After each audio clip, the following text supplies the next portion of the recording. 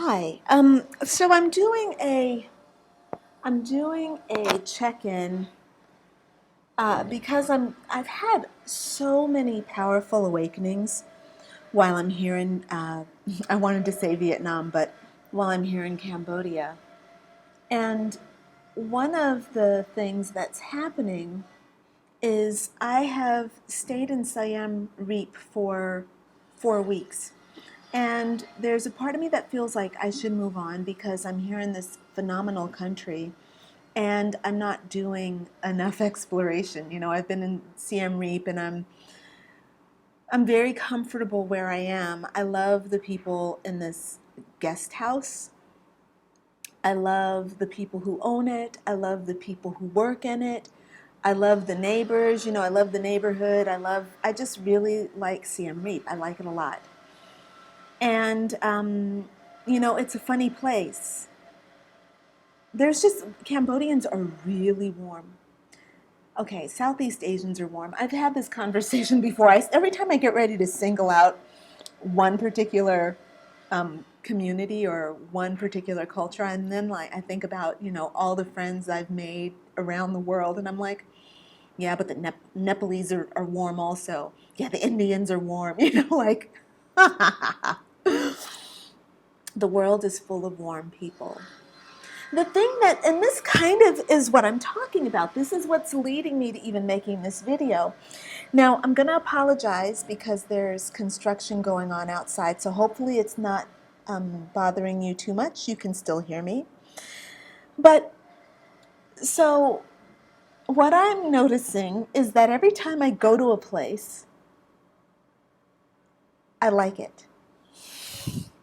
When I'm in Long Beach, I'll be in Long Beach and I'll be like, oh my God, the people in Long Beach are so friendly, Oh my God, I've made some good friends. I feel so good here. This feels so good, all up in Long Beach. And then I say, okay, I'm going to Spain, and I'm in Spain. I'm like, all right, I love Spain. I love the way it feels. I love what's happening while I'm here. I love it. I go to Ferrera in the mountains in Spain where I was doing the artist retreat. Oh my God, I love it. I fell in love with the people.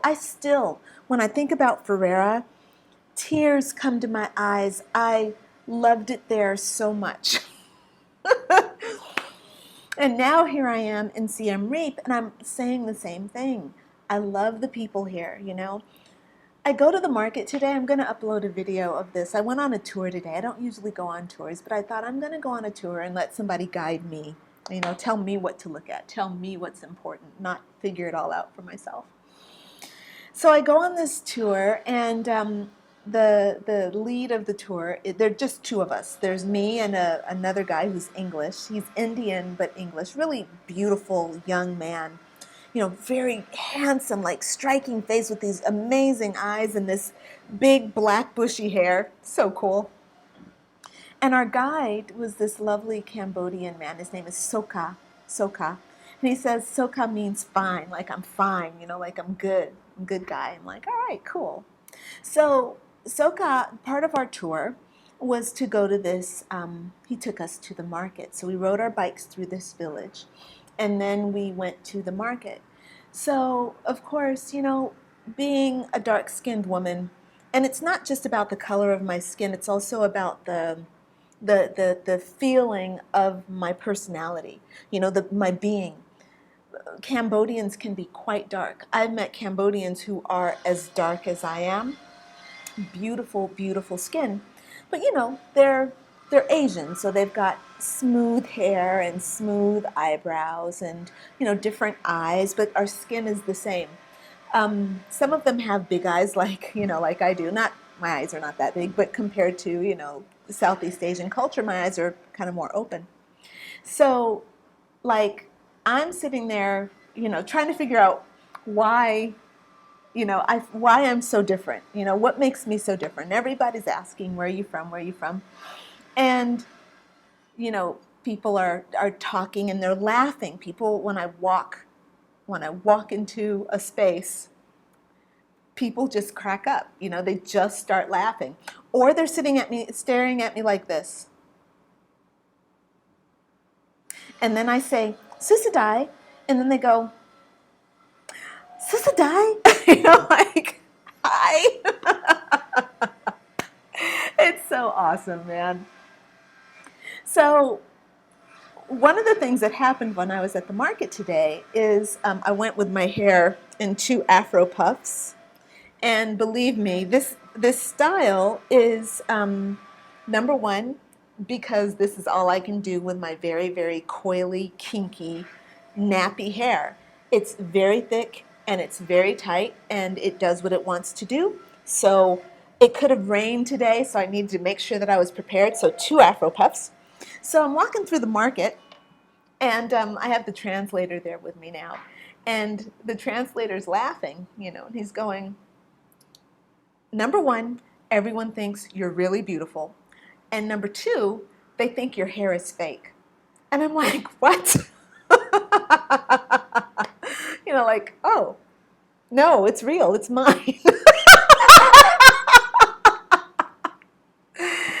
Anybody who's African American would understand why I'm laughing, because it's like, can I get my hair to do that? I'm like, do you really want your hair to do this? Do you know what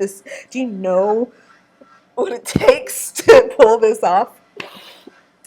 So I'm just having a giggle that, I'm in a country, having grown up in a country where I was told as a young woman, you're dark, you're not going to get anywhere, you should set your sights really low. I was told that because I was, dark, I'm not as pretty as the other people who are lighter, I have to work harder and I'm not going to get accepted because I'm not pretty enough, and I have to have a good personality. If I don't have a good personality, I can just forget about it, right? So that's what I grew up around. Oh, and my hair was a disaster, like everyone viewed my hair as being this kind of like hell, like, oh my God, this hair, putting these chemicals on my hair, burning out my scalp, because nobody wanted this textured hair, right? Thank God. Thank God we've awakened. We embrace who we are, whether we have dark skin or light skin, kinky hair or straight hair, we get to embrace what we have, But it's funny to me still because, having been raised with this kind of really negative dialogue about who I am, I was given that dialogue as a young person, and then I repeated that dialogue to myself for decades. It's really funny to be in an Asian country and a place where, I'm unique, like 100% unique. You're not seeing anybody around here that looks like me. And to have women coming up to me saying, oh, wow, like, wow, very beautiful. Wow, like that's pretty interesting. It's an interesting thing. And to have somebody actually be like, wow, your hair is neat. Like, can I touch it? I want to touch your hair. Can I get my hair to do that? Like that's kind of really cool. That's what we should be embracing the whole world with.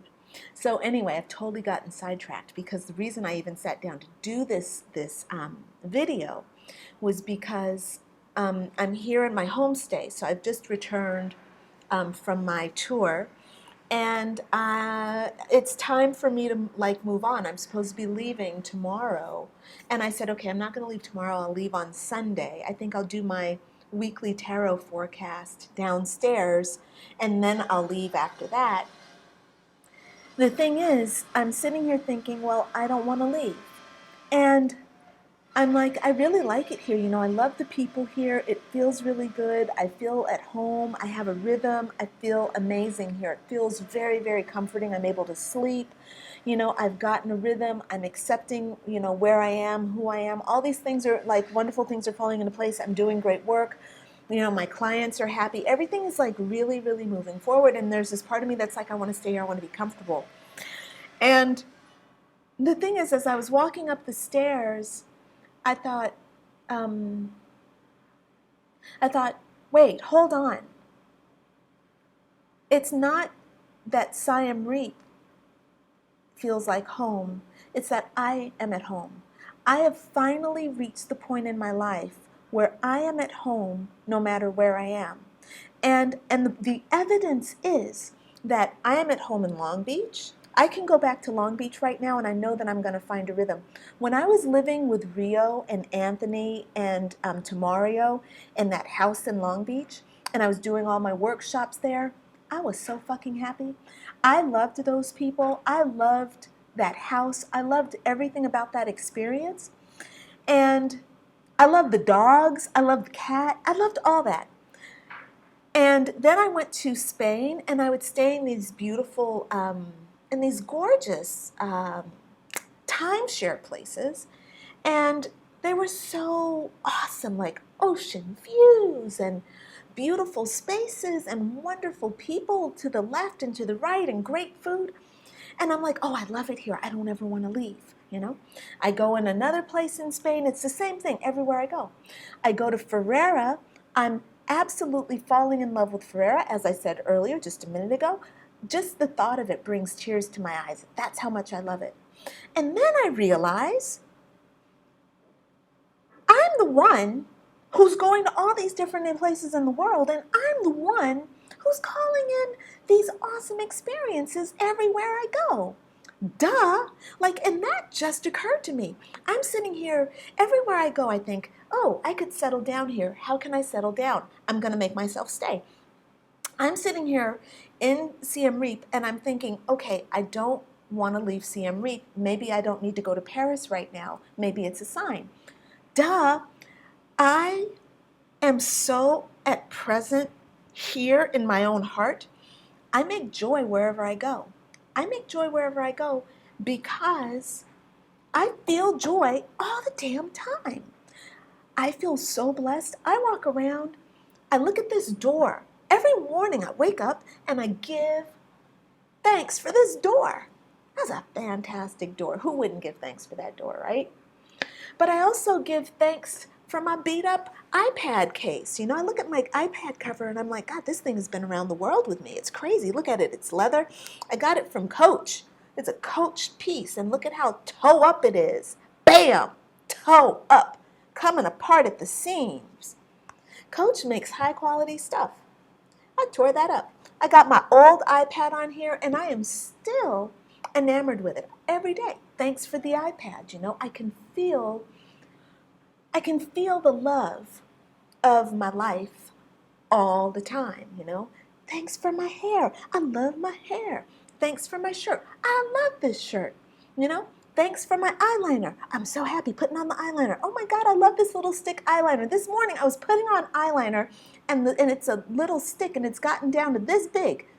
And you know what I was thinking about when I was putting on my eyeliner this morning? My grandmother, when she was young, used to put her eyeliner on like this. I'm putting my eyeliner on like my grandmother. That is somebody who appreciates the fuck out of their life. If they're looking at everything in their life and they're appreciating it, the water bottle, the glass, everything around me, I'm appreciating. The light that's in the room, I'm like, oh, look at all the light in the room. Oh. That is the kind of shit that makes you happy all the time. So no wonder, no matter where I am in the world, I'm going to be happy. This is what I've just realized, and this feels very important to me. So I'm getting ready to take a card, and then I'm going to try to wrap this reading up very quickly because it's been going on and on. But I'm very excited about my life. What can I say? You go to a market. Wait until you see that video. Wait until you see the shit I saw in that market. Oh my God. That market was the most phenomenal thing. Cambodian people know food. When you come here, you got to be prepared to eat. They had 50 different types of fish. They had frog, snake, tarantulas, vegetables. Name a vegetable, they got it up in there. And they be cooking it, rice, sticky rice, beans, you got your proteins. This is a vegan's haven. You don't even have to touch the meat, and you could absolutely thrive on the vegetables and the legumes. And this is what vegetarians always are saying, but I'm gonna eat me some meat, okay? Because they do meat very well here. The pork is delicious, chicken, beef, my God, all the delights that are omnivore I'm omnivorous. I'm not carnivorous. I don't eat only meat. I'm omnivorous. I eat everything. So, checking in about this new awakening of I am here. I'm ready to let go of all my hangups. I'm really ready because when you live here and you see all these happy people like living their lives, you start thinking, okay, I'm really stuck on stupid. And it scares me a little bit when Cambodian people, like the driver of the tuk-tuk downstairs, he says to me, yeah, but you're very rich, you're very lucky, you're very rich. And I'm like, what you're seeing is not what you think it is. He's getting caught up on what he thinks are all the dollars in my wallet. He doesn't understand, and he's missing the fucking point. I could have $100 in my wallet, and he's like, that's a lot of money, you're rich. I'm like, I'm not rich because I have $100 in my wallet. I'm rich because I'm at home in my heart. And that $100, you take that to Paris, it does not have the same value as it does in Cambodia. In Cambodia, that $100 can last you for a whole month. You know, you could eat, sleep, and drink off that $100, and for 30 days, literally. But in Paris, that can last you. You can burn through that very easily in a day. 2 days, maybe at the very tops. You'd be really working to stretch it for 2 days. But still, the point is that I'm onto the thing that I've been trying to get onto for all my life. The thing that I wish, I wish I had known. I don't take back anything that I've experienced in my life. But to me, that the key for me moving forward in my life and really, like the day I die, knowing that I've lived a good life, is the next level. Like before, I didn't know this, and now I do know this. I got my priorities straight. I got my priorities straight. My priorities are not about being a good spiritual life coach. They're not about being a good entrepreneur. They're not about being a good girlfriend. They're not about being, making good videos. It's not about making cool Facebook posts. It's not about traveling the world. The thing that it's about, for me, is about being at home in my heart and knowing that in all places, even in the scary places, and I have been scared over the last 90 days. I've had lots of very, very fearful, fucked up, like internal processes happening that I've had to really dig down deep to stop myself from going into the dark side, right? The point is, knowing that the light is all that matters is the thing that's most important. And now I'm starting really to understand that. I understood it intellectually. Now I'm starting to get it on a visceral, physical, tangible, material level. And this is what I'm talking about. That's what my card reading is about. And what I have is the Two of Swords reversed. So the card says, conflict in life can never be truly avoided. Being in the world involves facing conflict, and the Two of Swords reversed suggests that this might now be required, although acting on impulse should be avoided. You may feel torn in two, but there is a possibility that the tension will soon be resolved. The card can indicate lies and deceit, but it also suggests that the truth will be out soon, and you may be feeling inclined to disturb what you feel is an artificial truce or a sense of accord. So the reason that I even brought my tarot cards into this was because I was feeling very much like I want to stay here, and I'm, like I said, awakening to this new way of being. So that part of me that wants to stay here in Siem Reap, in this guest house, is a part of me that is actually afraid to move forward. Now this is where it gets really scary, and this is where the conflict is coming in that this reversed Two of Swords is talking about. I am comfortable here. My egoic self, the one that wants to control, wants me to stay here because I'm in control here. I know with whom I'm living. I know what the routine is like. I know how safe I am. I know what's going to happen in the morning. I know what's going to happen in the evening. I know how to do this. I know how to do that. I know the routine, blah, blah, blah. As somebody who's traveling a lot, finding those kind of mundane routine Things, they're a treasure. They can be really satisfying and very comforting, right? And that's what I have here. So the thing is, I need to move on. I need to see this country. I need to explore. I'm here to expand. I did not come here to get rooted in one place. And look, I've stayed here already for 4 weeks. Stayed here for 4 weeks. That's a long time. Is it 5 weeks? I think I might have stayed here already for 5 weeks. Okay, so it's time to move on, and I've got to be a big girl, and I notice this happens every time before I get ready to make a move. I feel afraid, I feel nervous, I feel apprehensive, I can't figure out what I want, I can't figure out where I want to be, and there's all this drama that comes up. This is what the card is talking about. There's an internal conflict that is happening. Now, my soul, my higher self, my soul, this expression right here is about expansion. I am not meant to settle down in one place right now. There will be a time when I can settle down. Now is not the time, and I can guarantee you I am not meant to settle down in Siem Reap. It doesn't even feel, when I tune into that, that doesn't feel high vibrational to me. It feels comfortable, and we tend to get very, we get misled or seduced. We get seduced by the comfort of things. It feels comfortable. I know the people. It feels safe. It feels comfortable. You got to get out of your comfort zone. When your soul says to get out of your comfort zone, you got to get out of your comfort zone. You got to release. You got to get out. You got to go. Do what you're told. And it doesn't mean you always leave your place. For me, it means I leave the place because this is my journey and this is what I'm working on.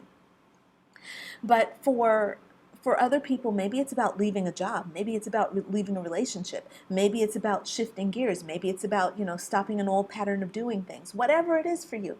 It's when your soul says move, you got to move, and you got to understand the difference, the different feelings in your body. Comfort feels comfortable, but there's anxiety that's somewhere around it. There's anxiety, there's a stress. Maybe you don't feel so great when you wake up, or maybe there's this kind of stagnant feeling. Maybe there's lethargy. That's when you're in your comfort zone. That's not when you're following your soul. Following your soul, it might feel scary in your body, but there's a driving force. There's an instinct that's kicking in. There's an alignment that's happening. Best thing for me to do right now is to not try to make a decision, but actually to get still, get quiet, and allow my soul, do whatever I can do to get my ego out of the way and allow my soul to come forth and to take hold and to guide me in this situation. I need to do a lot more listening because right now I know that I have to move, but there's a part of me that's kind of like, I don't really want to move. I really should stay here. I'm very comfortable. This room is very, very clean. It's very beautiful. I really love this room. I don't want to move. I don't want to move. So going back to my card. So my card is saying, hey, there's a conflict between these two ideas. Do I stay or do I go now? And being in the world involves facing these conflicts, and that's what's happening. But I can't act on impulse. So I had an impulse to go to Vietnam, and I found this phenomenal place called Ninh Binh or Ninh Binh. I'm not sure of exactly how to pronounce it, but man, actually, I'm not sure that I'm not going to go there tomorrow. I'm not sure because unbelievably beautiful, like rice paddies and mountains and sunlight and paths, and just like the Emerald Isle is what this place reminds me of when I look at it. And it really, when I saw it, I'm like, wow, I'm expanding, I'm exploding, so that might be where I go. But the thing is, I gotta be still, and I gotta listen, and I gotta honor my soul, and I can't act on impulses, and this is what I need to do. You may feel torn in two, but there is a possibility that the tension will soon be resolved. The card can indicate lies and deceit. So I get the acting on impulse thing.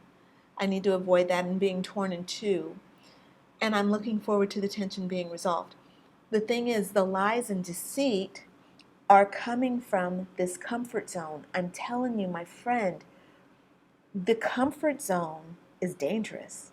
It's beautiful. It's satisfying. But you got to understand the difference between your comfort zone and stagnation. And sometimes you can't understand the two until you're stuck in the mud, and then you're like, I don't feel good. I gotta, you're a mess on the inside because you're stuck, and you've chosen to stay too long in a situation that no longer serves you. So, right, the lies and deceit are definitely coming from that egoic mind, which are lulling me into a false sense of security here. I'm feeling secure. But you know what's happening around me? The people that I'm admiring and loving, they're moving on with their lives. They know what they're doing. They're in the right place. This is their hotel. This is where they're supposed to be. Now, me getting all comfortable with them, like there was a point when we were vibrating at the same frequency. They were moving on to their next thing and I was coming through. But the moment I started getting too comfortable here and my soul started saying, hey, let's go, let's go, let's go, and I started saying, oh, I want to stay, I want to stay, I want to stay, that's when our vibration started, our frequency started splitting. We started splitting. So right now, I'm at the point of being in that awareness, and I'm like, okay, universe, I'm ready. I've already told them that I'm not, that I'm leaving, and I was supposed to be leaving tomorrow, but I did get one more day. Like I just need one more day to figure it out, and just to rest. So anyway, you may be feeling inclined to disturb what you feel is an artificial truce or a sense of accord. I'm definitely messing with my comfort zone right now. That's what this is about. I really love this tarot reading. That was so helpful. Just a total affirmation of I got to do something and don't get sucked in. Don't get sucked in. Wish me luck on this, my friends. So I'm going to go ahead and sign off. I've been chatting for quite a while here. I look forward to the next chat, and hopefully you were able to learn something about your own life by watching this video. Learn something about yourself. Hopefully I was able to offer you something. So, by the way, I am a spiritual empowerment coach or a spiritual life coach, and I also am a phenomenal tarot reader. I have tarot school where I'll be teaching you how to read tarot cards starting on September 27th, which is a Tuesday. Well, it depends on where you are in the world, but anyway, it's September 27th or whatever. It's on my website, so you can check it out on my website. And yeah, I'd love to hear from you. If you have any questions, feel free to email me at crystallyn@spiritcentric.com. You can also call me at 310-439-8749. Yeah, give me a call if you have any questions. And of course, book an appointment with me online. All that information, all that easy booking stuff is on my website.